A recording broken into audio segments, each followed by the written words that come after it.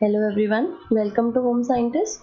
तो जैसे अपनी पूरी सीरीज चल रही थी प्रीवियस ईयर क्वेश्चंस की, तो मैं आज उसका पार्ट 8 आप लोगों के लिए लेके आई हूँ। तो आज हम लोग क्वेश्चंस जो करेंगे वो है हमारे फैमिली रिसोर्स मैनेजमेंट के। ओके, तो ये हमारे होम साइंस सब्जेक्ट की सबसे इंटरेस्टिंग और सबसे सिंपल यूनिट है। इसके क्वेश्चंस काफ़ी इजी आते हैं, बस थोड़ा सा आपने दिमाग लगाना होता है अपना, बाकी इजी क्वेश्चंस आते हैं इसके। तो इस पूरी यूनिट के अंदर 5 क्वेश्चंस हैं, तो उन 5 क्वेश्चंस को हम लोग इजीली कंप्लीट कर सकते हैं। इजीली हम लोग हर क्वेश्चंस के अंदर 2-2 मार्क्स ले सकते हैं। तो यहाँ इस यूनिट से हमें पूरे 10 आउट ऑफ 10 मार्क्स मिलने की गुंजाइश रहती है, अगर आप लोगों के थोड़े से कंसेप्ट क्लियर हैं तो। ठीक है, तो आज हम लोग उसी सीरीज के अंदर 5 क्वेश्चन सॉल्व करते हैं FRM के। तो let's get started. Okay, here's come the first question. Okay, read करते हैं. Which of the following are intrapersonal human resources? Remember guys, आप लोगों ने intrapersonal human resources बताने हैं. ठीक है, तो आप लोग आइडिया लगाइए, फिर मैं आपको एक्सप्लेन करती हूँ.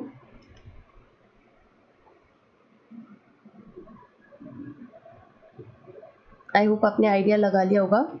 सी, इसका आंसर है ऑप्शन नंबर 2, क्योंकि ये इंट्रापर्सनल बताना था. इंट्रापर्सनल यानी ह्यूमन खुद का. ओके, एक तो ह्यूमन रिसोर्सेज, ऊपर से वो भी इंट्रापर्सनल जो वो खुद के लिए काम में लेता है. सी, तो इसका अंदर हम लोग क्या क्या अप्लाई करते हैं? स्किल्स, हमारे एटीट्यूड्स और हमारी नॉलेज. ये हमारे सेल्फ के रिसोर्सेज हैं. ठीक है, जैसे स्कूल, बसेस और ये पब्लिक ट्रांसपोर्ट वाला जो है, ये हमारे जो होते हैं ना, वो कम्युनिटी रिसोर्सेज होते हैं, क्योंकि ये हमारी पूरी कम्युनिटी के अंदर काम में आ रहे होते हैं. पूरी कम्युनिटी इन चीज़ों को यूज़ कर रही होती है. ठीक है, जैसे एयर, स्पेस एंड टेम्परेचर जो है वो हमारे नेचुरल रिसोर्सेज के अंदर आते हैं. ठीक है, तो आई होप आपको समझ आ गया होगा. Let's move on to next question. Okay, which of the following is the most energy efficient lamp? तो आप लोग आइडिया लगाइए, फिर मैं आपको एक्सप्लेन करती हूँ. ओके, आई होप आपने आइडिया लगा लिया होगा. सी, इसका आंसर है ऑप्शन नंबर 3. इसको रीड करो आप. इसमें लिखा है लाइट एमिटिंग डायोड लैम्प. तो अब आप इस लैम्प को तो लैम्प के अंदर कॉमन ले लो, बाकी अगर इसको सिंपल में देखोगे तो ये जो है, ये सिंपल आपका LED है. ओके, तो ये क्या होता है ना, कई बार NTA वाले जो है ना, वो स्टूडेंट्स को ट्रिक कर देते हैं. अगर सिंपल LED लिख लेते तो सब लोग टिक लगा देते हैं LED का. इन्होंने फुल फॉर्म लिखा है, तो क्या कई बार कंफ्यूजन हो जाता है स्टूडेंट्स को ऐसा फुल फॉर्म लेने से. तो हमें हर ऑप्शन को अच्छे से रीड करना है, ताकि हमें इस तरीके का कंफ्यूजन नहीं हो. ओके, तो let's move on to next question. Okay, which one is the paper and pencil technique for charting time and motion study? तो आप लोग आइडिया लगाइए, फिर मैं आपको एक्सप्लेन करती हूँ कि इन चारों में से पेपर और पेंसिल टेक्निक कौन सी है जिसमें हम लोग टाइम और मोशन को चार्ट करते हैं और स्टडी करते हैं.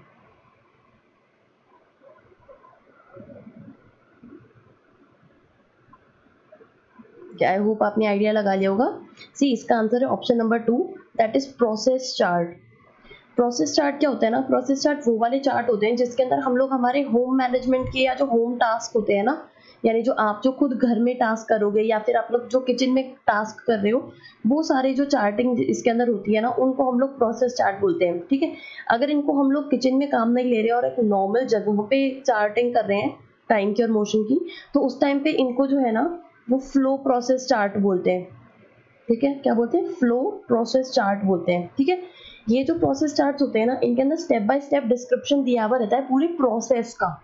ओके, पूरे प्रोसेस को एक्सप्लेन किया हुआ रहता है इसके अंदर स्टेप बाय स्टेप. ठीक है, और भी बहुत सारे चार्ट्स होते हैं, तो इन चारों चार्ट्स के अलावा मैं आपको 3-4 चार्ट्स और एक्सप्लेन करूंगी, तो वो आप अपनी नोट्स में कॉपी कर लेना. ओके, तो ये जो प्रोसेस चार्ट्स होते हैं ना, इसके अंदर कुछ नोटिफिकेशंस होती है, कुछ सिंबल्स होते हैं जो कि रिप्रेजेंट करते हैं कुछ कुछ चीज़ों को. जैसे अगर इसमें स्मॉल सर्कल बना हुआ है, तो उसका मतलब है कि जो पर्सन है, he is going somewhere.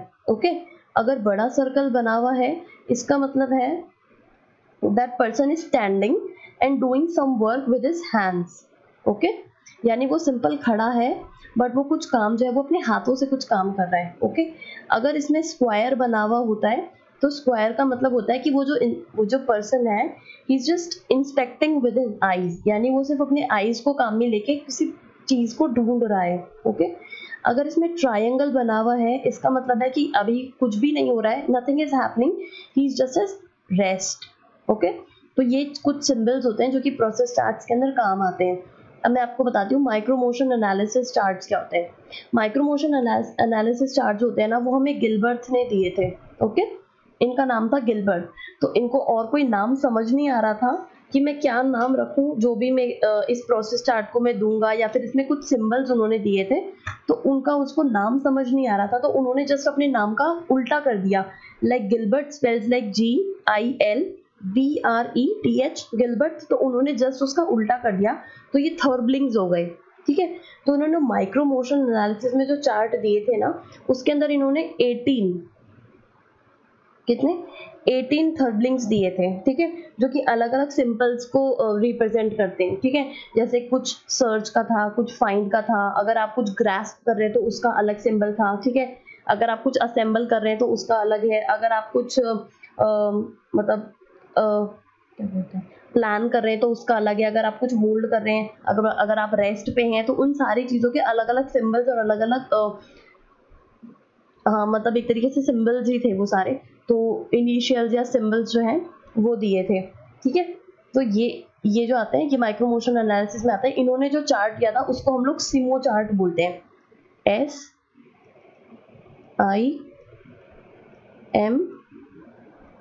SIMO, सिमो chart बोलते हैं इनको। ठीक है, तो ये सिमो चार्ट की भी फुल फॉर्म होती है। सिमो चार्ट का मतलब होता है simultaneous motion cycle chart.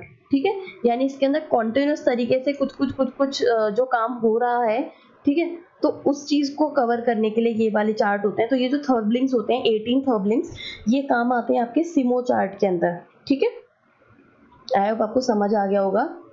Next आपको मैं बताती हूँ साइक्लिक ग्राफ्स। ये जो होते हैं ये भी एक तरीके से सिमो चार्ट की जैसे ही काम करते हैं। ठीक है, और क्रोनो साइक्लिक ग्राफ्स जो होते हैं ना, जो आपके टाइम, क्रोनो मतलब होता है टाइम।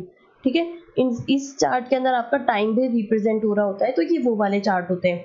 अब मैं आपको एक दो चार्ट और बता देती हूँ, जिसमें पहला चार्ट जो है that is operational chart. Operational chart, ठीक है, ऑपरेशनल चार्ट। तो ये जो ऑपरेशनल चार्ट होते हैं ना, ये जो हमने प्रोसेस चार्ट के अंदर देखा था कि ये प्रोसेस चार्ट के अंदर पूरा प्रोसेस आपको एक्सप्लेन करा हुआ रहता है। तो जो ऑपरेशनल चार्ट होते हैं ना, वो एक पर्टिकुलर ऑपरेशन के अंदर जो पर्टिकुलर स्टेप हो रहे होते हैं ना, उस स्टेप को एक्सप्लेन करते हैं।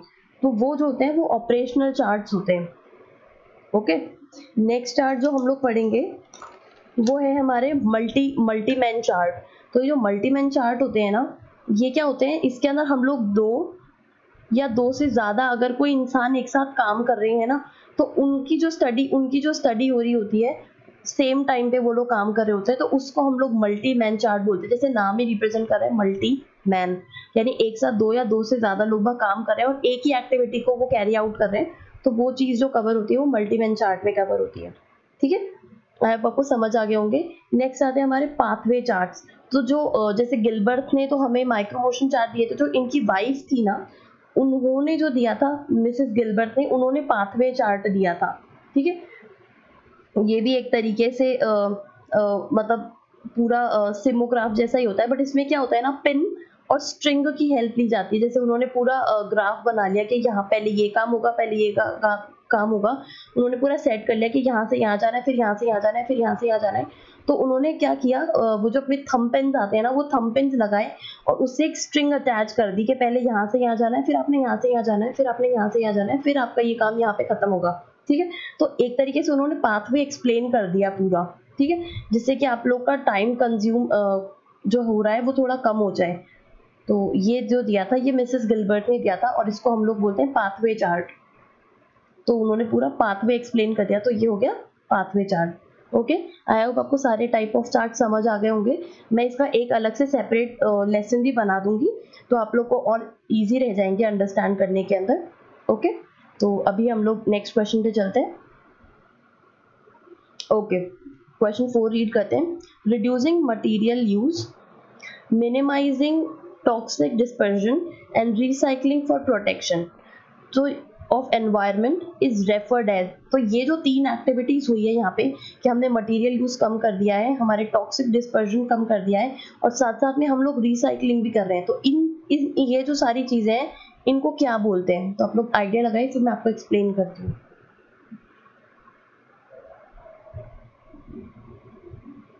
आई होप आपने आइडिया लगा लिया होगा। सी, इसको हम लोग इको एफिशिएंसी बोलते हैं। इको एफिशिएंसी मतलब इकोलॉजी के लिए एफिशिएंट काम है ये सारे, ठीक है। एनर्जी कंजर्वेशन का मतलब होता है कि हम लोग एनर्जी का प्रोटेक्शन कर रहे हैं, यानी एनर्जी को कंजर्व कर रहे हैं, ठीक है। एनर्जी एफिशिएंट का मतलब होता है, जैसे अभी अपन ने एलईडी वाले लैंप देखे थे ना, एनर्जी एफिशिएंट, यानी जो अभी हम लोग ऐसा देखते हैं ना कि 3 स्टार वाले फ्रिजेस हैं या 4 स्टार वाले फ्रिजेस हैं, तो ये एक तरीके से क्या होता है ना, एनर्जी एफिशिएंसी का काम करते हैं, यानी आपकी जो भी एनर्जी लग रही है ना, तो उसको एफिशिएंटली काम में ले रहे हैं। कुछ एनर्जी को स्टोर कर लेते हैं और जितनी रिक्वायर्ड होती है सिर्फ उतनी ही एनर्जी वो लोग उस पर्टिकुलर प्रोडक्ट को प्रोवाइड करते हैं, ठीक है। तो इसको एनर्जी एफिशिएंसी बोलते हैं।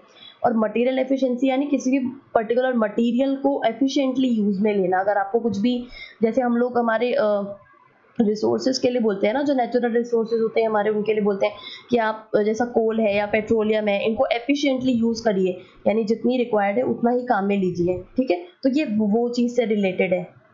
तो अगर आप रिड्यूस करेंगे मटेरियल यूज को, या टॉक्सिक डिस्पर्जल यानी जो फैक्ट्री से डिस्पर्जल हो रहा है, या फिर कुछ भी होम टॉक्सिक रिलीज हो रहे हैं, कुछ भी केमिकल्स रिलीज हो रहे हैं, वो सारी चीजें हैं। और अगर आप पर्टिकुलर चीज को रिसाइकिल करते हो, जैसे पॉलिथीन आप काम में नहीं लेते हो, ठीक है, उसकी जगह पे आप लोग एक पेपर बैग काम में लेते हो, या फिर आप लोग घर में ही जूट बैग बना लेते हो, या फिर क्लोथ बैग बना लेते हो, तो ये सारी जो चीजें हैं, ये एक तरीके से आप लोग एनवायरनमेंट को प्रोटेक्ट कर रहे हो, आप इकोलॉजी को एफिशिएंटली, इकोलॉजिकल चीजों को एफिशिएंटली यूज कर रहे हैं। तो ये सारी चीजें इसके अंदर आ जाती है। तो इसका आंसर हो गया सेकंड अपना। तो आई होप आपको समझ आ गया होगा। Let's move on to 5th question, और ये आज का लास्ट क्वेश्चन है, तो इसको रीड करते हैं। Okay, arrange the following steps of controlling in sequential order. आपने कंट्रोलिंग के जो भी स्टेप्स होते हैं उन सबको सीक्वेंशियल ऑर्डर के अंदर सेट करना है। तो आप लोग इसका आइडिया लगाइए, फिर मैं आपको एक्सप्लेन करती हूँ।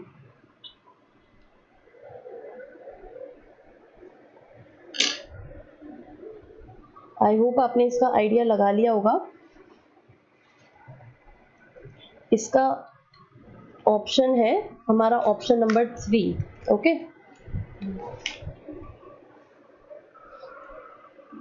ठीक है, इसका ऑप्शन नंबर 3 है इसका आंसर, यानी ABCDE जो सीक्वेंस दिया हुआ है वो का वही सीक्वेंस होता है। अब मैं आपको एक्सप्लेन करती हूँ कि ये कहाँ आता है। ये जो कंट्रोलिंग जो होती है ना, हमारा जो पूरा हमारी पूरी यूनिट का नाम है फाइनेंस होम मैनेजमेंट, ठीक है। तो इसमें जो मैनेजमेंट वाला पार्ट होता है ना, उसके अंदर उस मैनेजमेंट वाले पार्ट के अंदर पूरा एक्सप्लेन करते हैं कि घर को किस तरीके से मैनेज करना है।